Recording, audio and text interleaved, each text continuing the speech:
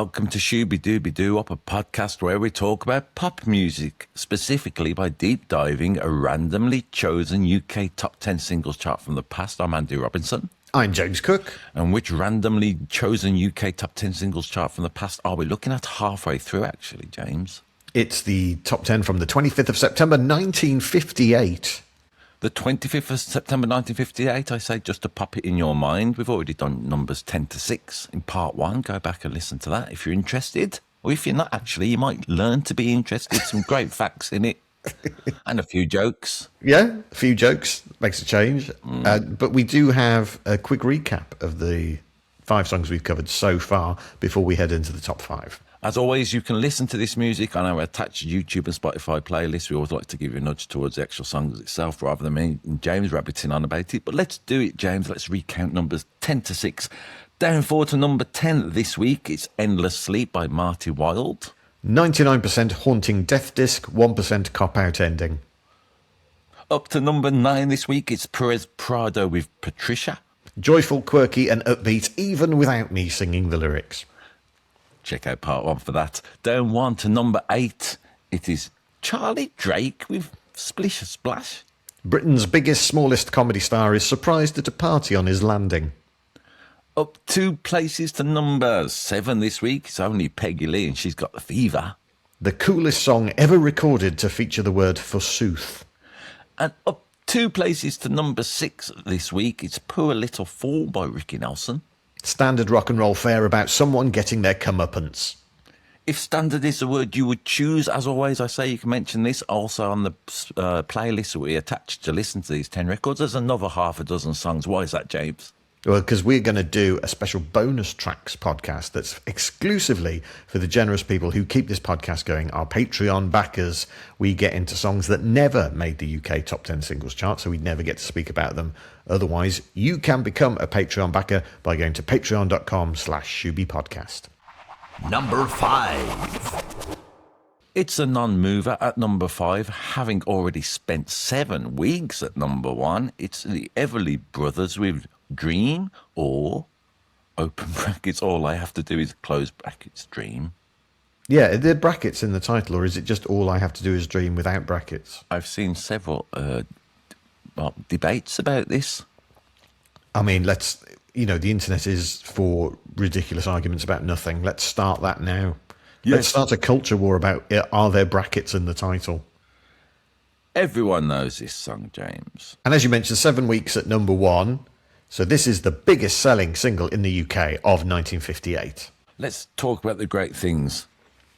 Everly Brothers' voices and harmonies always great, although you said once in an old episode you weren't convinced by one of them. Do you remember? And I got very uppity and offended for no reason whatsoever. Well, it was for a reason. Well, it's because you expressed your personal taste and I didn't like it, did I, James? That's all right. But in that instance, I said, I'm not sure their voices suit this song. But this song, All I Have to Do Is Dream, suits it perfectly. But I think they're stupid and I hate them. Not really. Not really.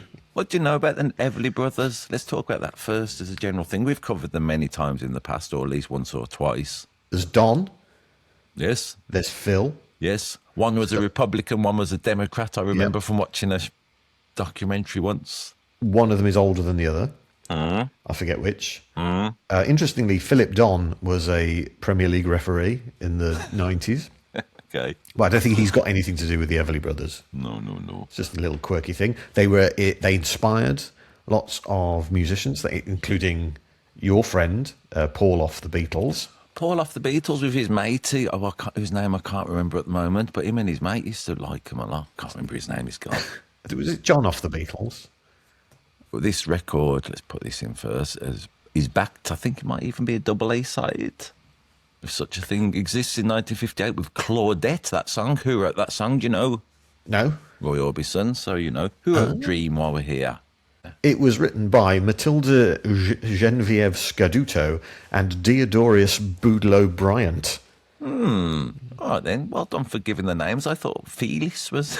Yeah, they're better known as Felice and Boudleau Bryant. Yeah. They wrote loads of songs for the Everly Brothers, including Bye Bye Love and Wake Up Little Susie and Raining in My Heart for Buddy Holly. They wrote 6,000 songs, apparently. So that's one a day for a long time. All right. Well, this is 6,000 days. Now, let's point this out. I doubt those 6,000 songs were all recorded. No, they about wrote them. 1,500 were recorded. Well, this is good, isn't it? This is very interesting to me, the notion of the songwriter, that I think sometimes there's an idea whatever they touch turns to gold and it's inherent in them. But songwriters, like we're comedians, aren't we, James? We have to point that out blatantly. I don't think it's always recognisable. Also, sometimes when we're standing on a stage with a microphone in our hand and the light's shining at us, it's not recognisable. So there's that. But there's notion of, so that's 25% of the songs I wrote eventually were good enough, deemed sophisticated, or whatever you want to call it, enough to be recorded. So there's always a lot of throwing stuff aside, isn't there? Go on, let's talk about this record. What a beauty this is. I mean, everyone knows it. We mentioned it in part one. It lives on, apart from in your hearts and on the jukeboxes and the jive joints. Yeah, in bed commercials, it lives on. Yeah, that's right. And loads of bed commercials. Also, it's in Handmaid's Tale. Features in Nightmare on Elm Street, which I don't remember. Features in Doctor Strange. Love These are quite dark things for it to be featured in. Yes, well, it's got that air about it, hasn't it? There's a haunted quality to it. It's got that kind of... You see in horror films sometimes, you can imagine this popping up and despite its sweetness, there's something slightly about it. That's a proper word, by the way. Well, is it sweet? Because it's a guy basically saying, all I have to do is think about you. Yeah. And you're mine. Mine, I tell you. We did it in part one, didn't we, with Ricky Nelson. Used to run around the town with every girl a heart. That song. You remember, James? Part one, all that time ago. It's exactly the same chords or the same chord progression. I don't know if it's in the same key as a dream. Dream, dream, dream, dream, 'cause I was a fool. I was... You know what I mean? So it's a standard for that. Again, like the Ricky Nelson one, unlike the Ricky Nelson one, it has got a bridge of I can make you mine. Copyrights. I'm trying to get out of anytime. No, I don't. You know what I mean? So it's got a bridge in. It's beautiful, and it's got the best lyric in the bridge. Only trouble is, gee whiz. Absolutely the best bit, isn't it, that record? Only trouble is... They tried lots of different versions. Only trouble is... Bloody hell. Only trouble is... Crikey, willikers. Yeah. And they didn't work, but gee whiz, that works perfectly. It feels so archetypal 50s USA, doesn't it? Gee whiz. Absolutely, and I also think it does a lot of heavy lifting for the narrator, whoever they may be, the narrators of this song. It's sort of got a childish innocence to it, hasn't it? Yeah. Makes it probably a little bit less sinister. Although he does sing, I can make you mine, taste your lips of wine. Is that a good thing if someone's got lips of wine? There's another song, isn't there, about what your kiss is sweeter than wine? I mean, it's Kiss Me by Stephen Tintin Duffy from the 80s. Well done. I don't really like wine. Okay. I think basically because I've never forgiven it for not tasting like Vimto, because it looks like it's going to taste of Vimto and then it doesn't. So I don't want to taste lips of wine. I'd quite like to taste lips of Vimto. But no one sings about that, do they? Do you want to do it now? Not really. All right. Because I need to come up with something that rhymes with Vimto, and I don't think there is one. Now, this record is obviously a classic, and what happens sometimes is when a record is so well known and universally loved, me and James descend into talking nonsense about it. That's what's happened now, isn't it? It's all right, who cares? Thanks for watching. There's a couple of tropes in this song that are going to show up at some point, probably more in the bonus tracks, I think, than the rest of this top 10. Go on. Dreams, just singing about dreams. Just generally dreams. I mean, it's a standard subject for a pop song. Yeah, lots of songs about dreams in the history of pop, but also rhyming arms with charms. When I want you in my arms, when I want you and all your charms. Are they singing to the leprechaun mascot from the Lucky Charms breakfast cereal? Okay. Again, please join our Patreon for more insight like this. It's got the word blue in, which I've criticised when they appears later in the pop charts in eras, closer to where we are now. But it's like that when I feel blue. No one uses blue anymore. Yeah. Yeah, just talk to their agent. What do you think the charms are? Spiritual. I think. I mean, people talk about charms being physical sometimes, don't they? They're Yeah. physical They've charms. got physical charms. Maybe two of them. Do you think? Yep. All right then. Well, we are in 1958 after all. Yeah. Yeah, weirdly, we're podcasting like it's 1976. So that's good. You know, I mentioned in part one about Patricia. Yeah. And I don't like to scroll through YouTube comments when the song's after a Christian name. Perez Prado, it was with Patricia. Now, I wasn't expecting this with Dream. I scrolled down the YouTube comments. Someone called Dream Shaluna. Guess what she says? My dad named me after this song. So Wow. it happens anywhere. Does she have a bit of her name in brackets? Oh, no. And then, the internet being what it is, Funboy Gaming pops up to says, that's a weird-ass name, no offence. It's so odd that when the flip side is Claudette, that the dads went, I want to name my child after this record. Yeah. There's one right there Claudette's for right. you. It's there. It's right there. There's been loads of cover versions of this, I imagine. The one that most recent was, well, you know. Probably. Madison Beer popped up. A lot of people were there in YouTube comments. The kids, which we're always interested in, James, aren't we? We're always interested in the kids. Not in that way. Not in that way. Loads of people were there because Madison Beer, a newfangled pop star, had covered it, so it's good. Do you think their lips taste of beer? Alco Pops. How does it make you feel, this song? Genuinely, Yeah? it makes me remember my dad, because he loved the Everly Brothers. That's nice. I think it makes me feel calm. The lyrical concept of, you know, being able to conjure something up despite the sadness, I think that's a valid thing in life, to be able to magic up your own sense of, you know, self, even though there's a heartbreak here.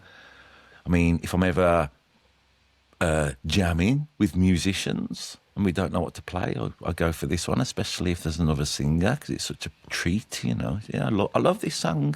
What do you think of it? Yeah, it's fine. Number 4. Down one to number 4, it's Return to Me by Dean Martin. Now, this song, James, I became familiar with it first because it features on the Sopranos soundtrack. Who knew? With a version by Bob Dylan. So I know and love that version. I know, you know. Okay. How does Bob Dylan sing it? Sings it beautifully, doesn't he? Bob Dylan has recently, you know, relatively recently, gone through a big spate of covering Frank Sinatra songs in all-American songbook songs. You would think his voice, if you're being lazy and, you know, all that, would not be suited. But he's singing beautifully, Bob Dylan, as an old man, I believe. Okay. And how do you feel Dean Martin sings it? Well, I love Dean Martin too, so, you know, I might treat this as being... Yeah. He is so cool, isn't he? Yeah. In that way. Yeah. That 50s Rat Pack way of his. That roguish charm. He's my favourite of the Rat Pack, if I Is had he? to rank Yeah. them, which I don't, but I am. Yeah. I think he's got a lovely... How can I put it? He's Tone? a tone, a beautiful voice, but it's a humour. I think he sings everything. Not everything, of course, but there's always a little, I don't know, there's a quality to him where I think there's a levity to it and a playfulness. Elvis famously said, I was influenced by Dean Martin amongst loads of other people. So, you know, Dean Martin sort of, you could claim one of the ingredients of rock and roll. And I think he's got that element to him with his swing and his sass and his style. So this song, Return to Me, music by Carmen Lombardo and lyrics by Danny DeMino. Carmen Lombardo was the band leader of Guy Lombardo and his Royal Canadians. Okay. Guy was his brother. He was parodied in Warner Brothers cartoons as Cryman Lombardo because of the emotional tone of his singing voice. So that's where this is coming from. It's coming from someone who was well known enough to have the piss taken out of them by Warner Brothers cartoon. Yeah, okay. I remember that. I remember watching Warner Brothers cartoons when they used to be on TV. Because they always used to put them on if they were running early. And he's like, oh, quick, put a cartoon on for like 5 minutes. And there'd be like jokes about crooners Yeah. in the 80s. I'd be like, what's going on? I like all that stuff, though, personally. Me, as a child, when I watched that, I mean, we didn't have the internet, so you couldn't look it, but it gave you a notion that there's a world that exists. And I think I've heard this about Monty Python. Now we've learned it a little bit from our forays. I don't know why I'm moaning so much. You know, if you don't know it, then maybe it's an opportunity to learn something, I often feel. Did you do lockdown quizzes during we'll get back to Dean Martin in a bit. Did you do lockdown quizzes on Zoom when it was all going on? What, taking part in them? Yeah. Yes. I find it very interesting with quizzes. I think there's two types of people. There's one type of person who, when you ask the question, goes, how do you expect me to know that? I've never heard of it. This is a stupid question. How do you ask me to know it? And there's another type of person who, you know, is a bit more, I might learn something here.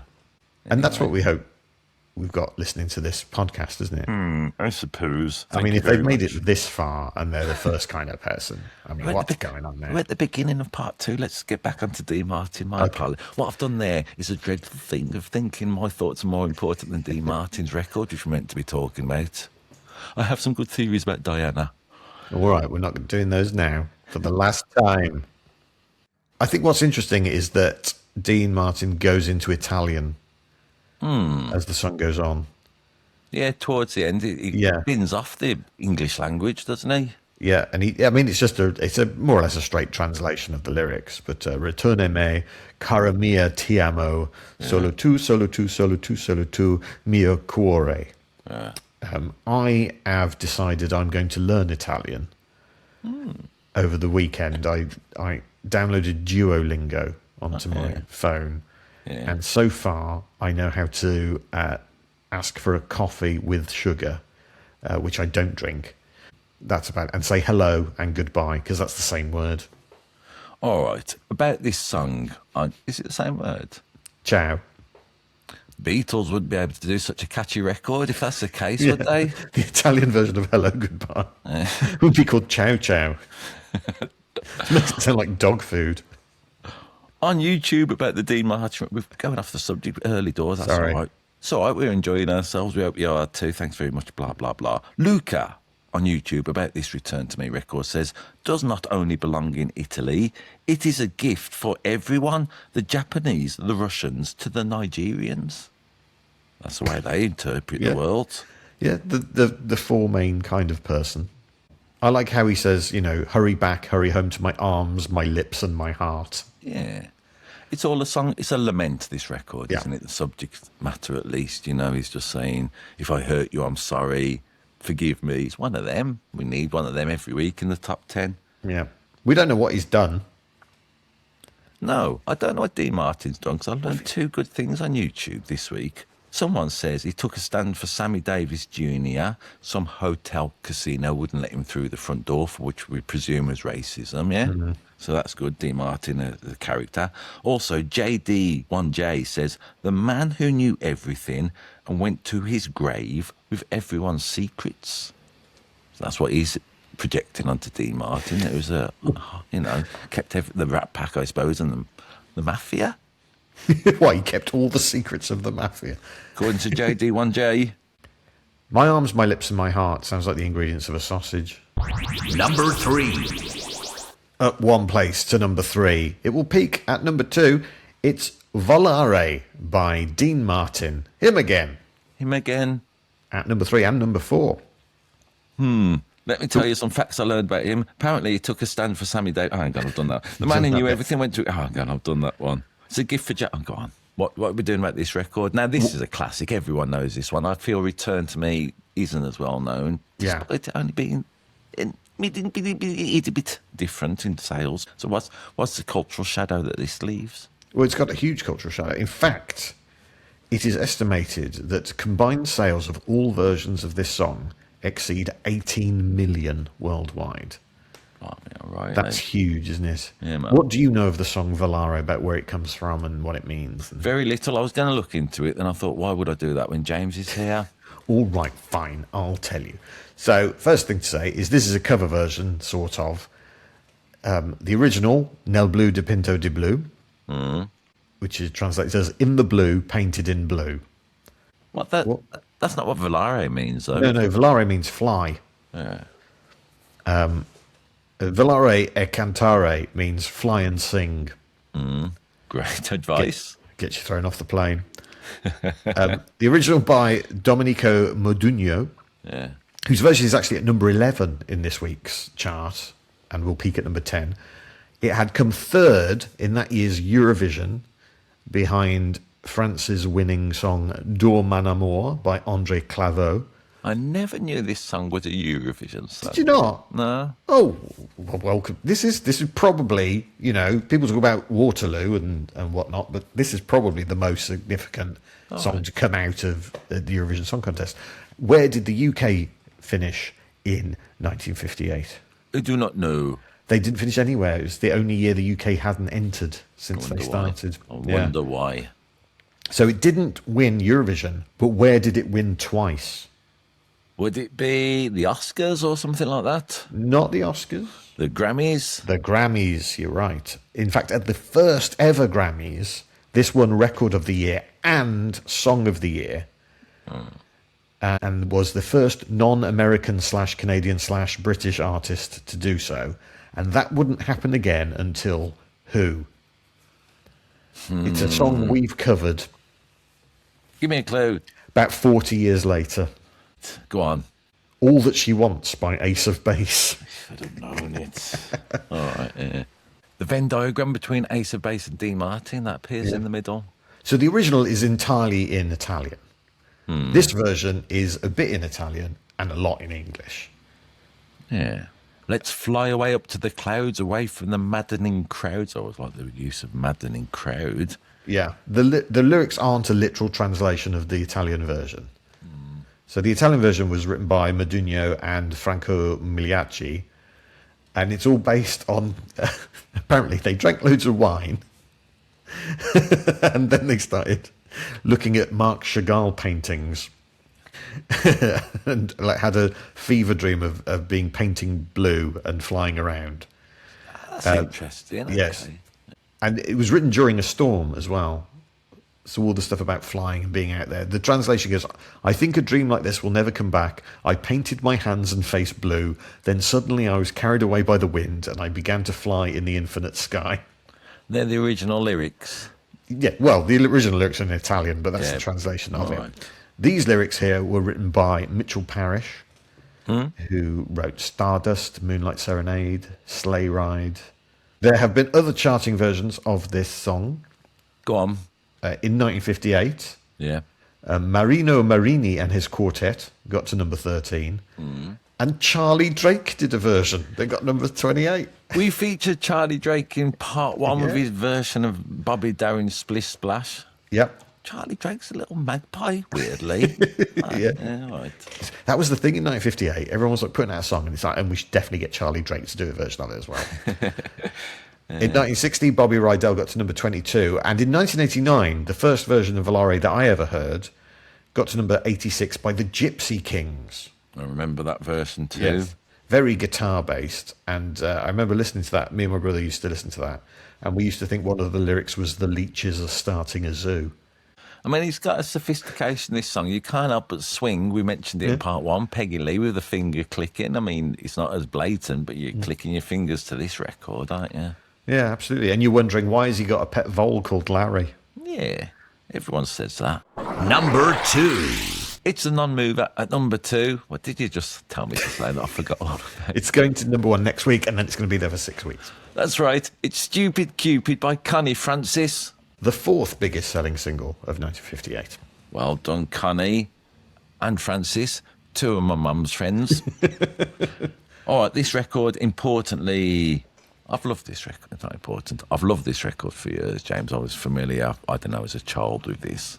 Did you love it this week? Yes, it's great. Yeah, it's great, isn't it? How she sings Stupid Cupid. Stupid Cupid. Yeah, the little sort of hiccup in it. I don't know what note it is, but Stupid Cupid, stop picking on me. That's got that little arrow thing, sound effect that's appealing. The rhythm, I think, when the hand claps come in on the second verse, lifts it even more. And it's just joyous, isn't it? If it's sometimes about a physical sensation that music can give you. I mean, this gives me one. It's all about how, this person keeps falling in love, and it's messing their life up. Yeah. And they're blaming Cupid. And who's Cupid for divs? Well, Cupid was the Roman god of... Well, there's lots of different love gods. But Cupid was the one who flew around with a little bow and arrow, and if you got struck by the arrow, that meant you were going to be in love.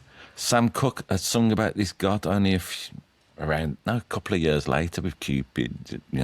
Draw back your bow. You know that song, of course. So basically, they've taken a Roman love god and come up with a rhyme to go with it to get stupid Cupid. And I was just thinking, it's a good job they didn't do a song about Venus.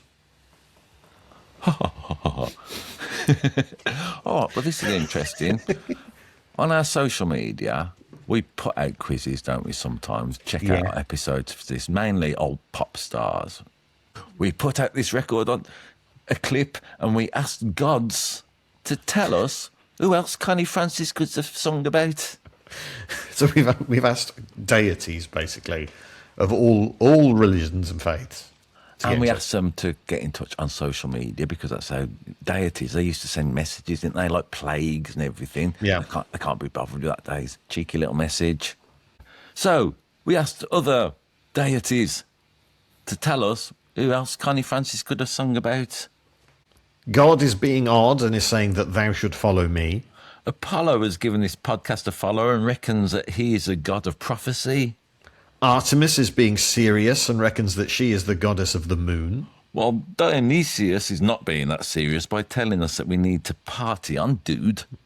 Hades is not appealing to the ladies when he says he'll drag you down very, very soon. Whilst Artemis is being ultra serious when he claims that he's in charge of the moon. Poseidon is trying again and is bragging that he's the god of the sea, and if he wasn't continually underwater, he would soar.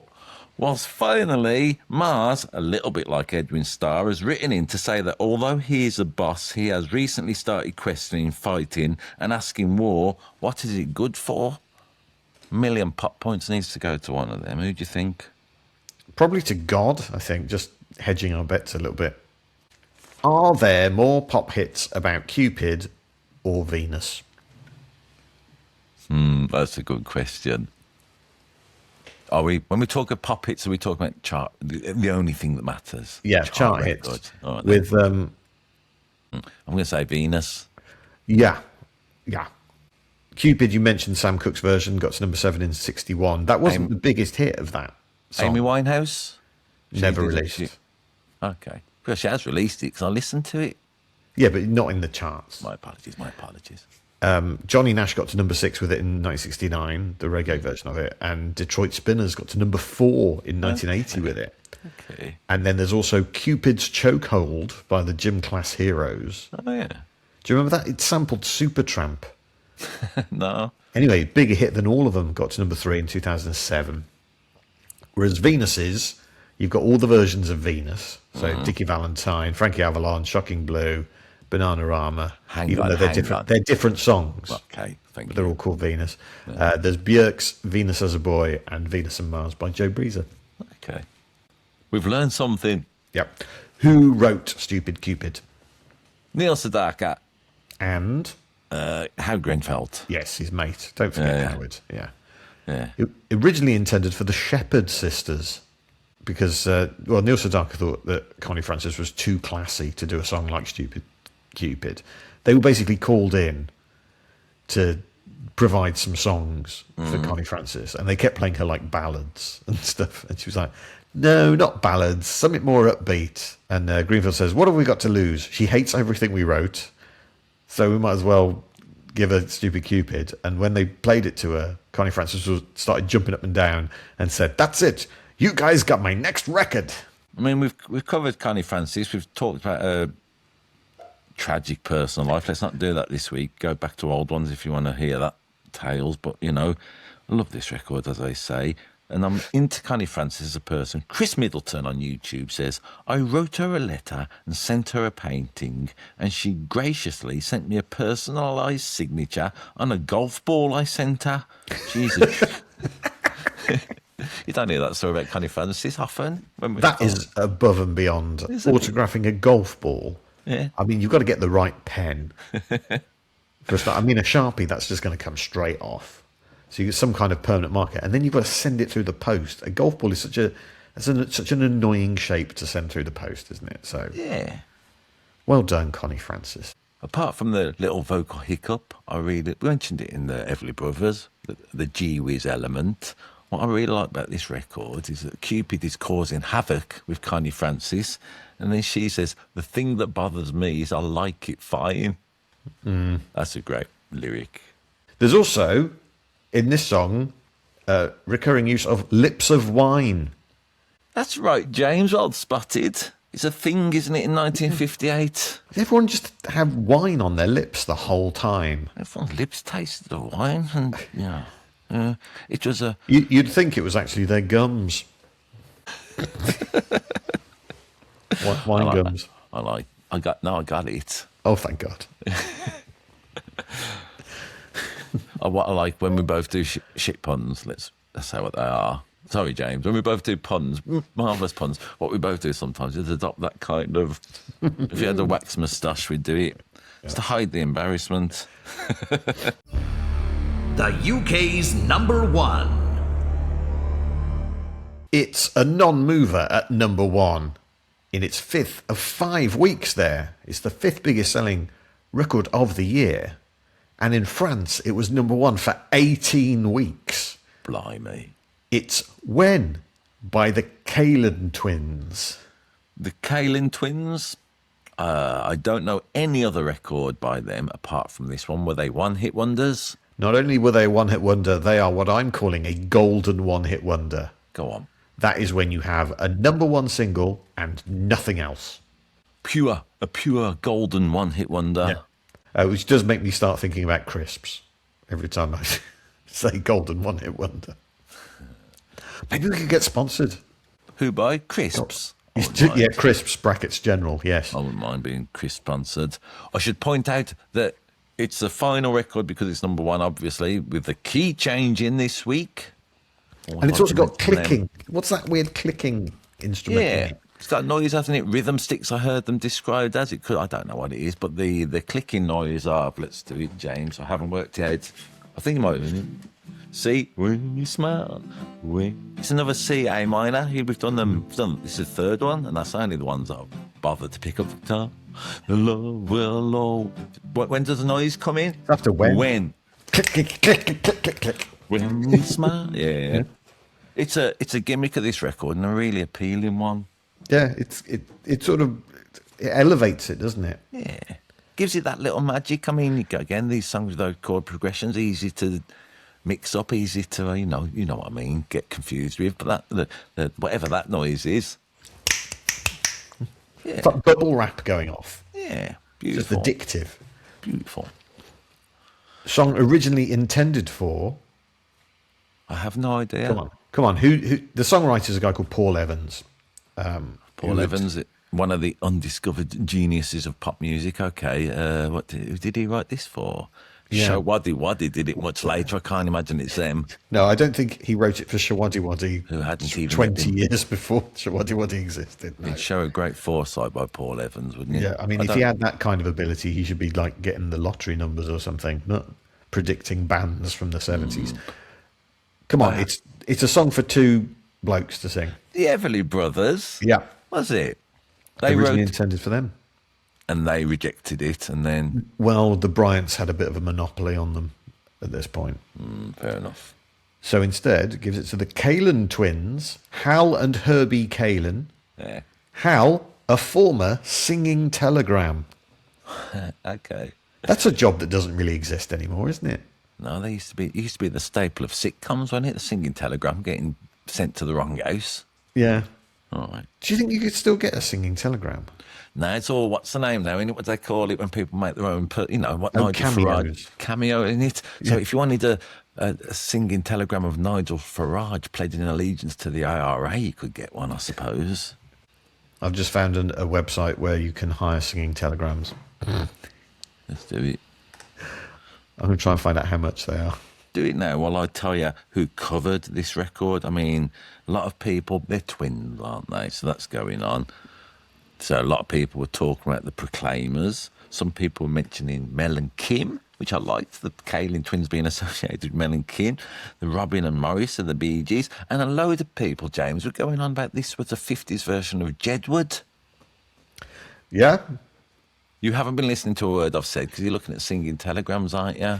It appears to be one bloke. It's one bloke doing it. Anyway, yes, they were the first act with twins to make the top 10 in both the UK and in the United States. You've kind of mentioned them already. Who are the next group to do it with twins? Jedward. No, the Bee Gees. I'm obsessed with Jedward. Do you like Jedward?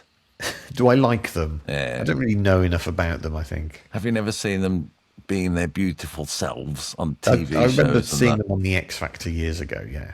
Yeah.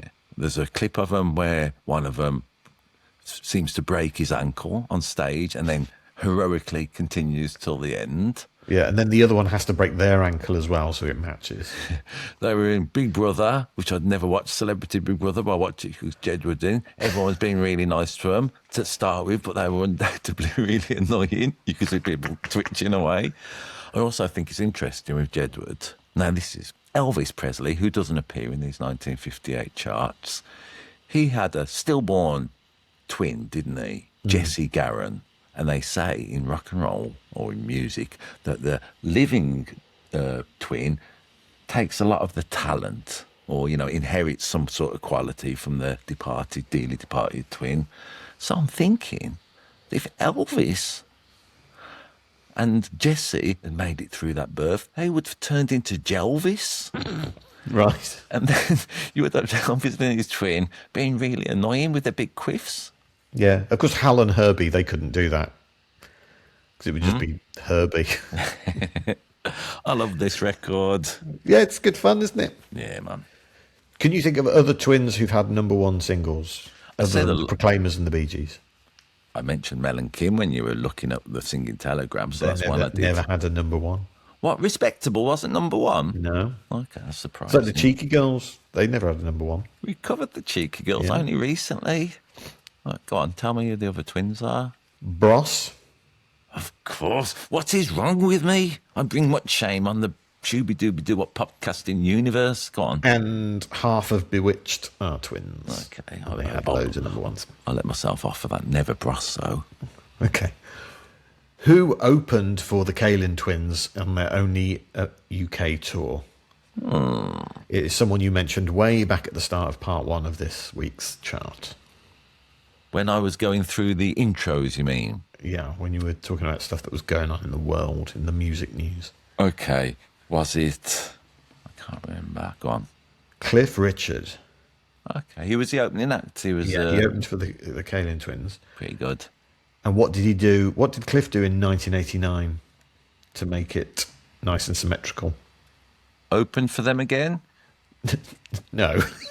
No, the other way round. Right, you got the Kaylin... yeah. Cliff. Cliff paid Wembley in 1989 and he invited the Kaylin twins to come and open. Oh, that's nice, isn't it? That's a nice thing, isn't it? Yeah, well done, Cliff. He got invited to support Morrissey once, Cliff Richard. Some gig. He was a support act. So, Cliff had an eye out, didn't he, for a headline, if you like. He agreed to do it. Now, Morrissey, this gig in America, would you believe something happened? The wind blew and he thought, I'm not doing this gig. Cliff still did it himself for the fans who'd bought the tickets. I can't imagine. I'm a support actor sometimes, James, to acts. We've both done that as comedians, haven't we? Supported people. Can you imagine if the person pulled out and you said, I'm still going to do the gig? No one would turn up. Well, but if they were already there. No, Morrissey cancelled plenty in advance. I feel we're getting off the subject of this beautiful record. All right, then. Tell me more. That's it. That's all I've got, really. Yeah, me too. I mean, sometimes we're not around. We haven't got any personal stuff to bring. Some of the records are, all of them really. But no, I'm going to argue with myself there. A lot of them have quite a simplistic message, as a lot of records in 1958 did. But as we've learned, a lot of records in 2020 did really. So, it's a winner, this top 10. Been great. I mean, I love this music. I love this era anyway. It's been a lot of fun. As always, check out the music because not only is it great, it only takes about 25 minutes because the records are so short. Yeah. What would you say your favourite has been? Ooh, well, I've really enjoyed Patricia because it's just so fun. by Perez Prado. Yeah, Endless Sleep, as I've enjoyed that a lot more And than that I was a thought I discovery could. too, yeah. Yeah. Also, the number one, When, similar, nice discovery. But it's got Fever by Peggy Lee in it. Okay. And it's like, come on, it's going to be that. Undoubtedly, but also I'm going to chuck in Stupid Cupid by Connie Francis because it got me a popping. As always, you can listen to all of these records we discussed and another half a dozen that appear on this playlist that are going to be featuring in our bonus tracks Patreon episode where me and James talk about half a dozen records that never ever got into the top 10.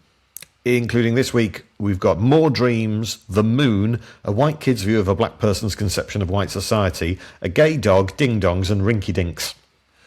Please rate, subscribe, share, follow, put comments below. Now we're in YouTube as a video. Yeah? Yeah, do what you want, basically. Do what you want. We're not We're trying easy. to tell you how to live your life after all. Hey, we're rock and rollers, aren't we, James?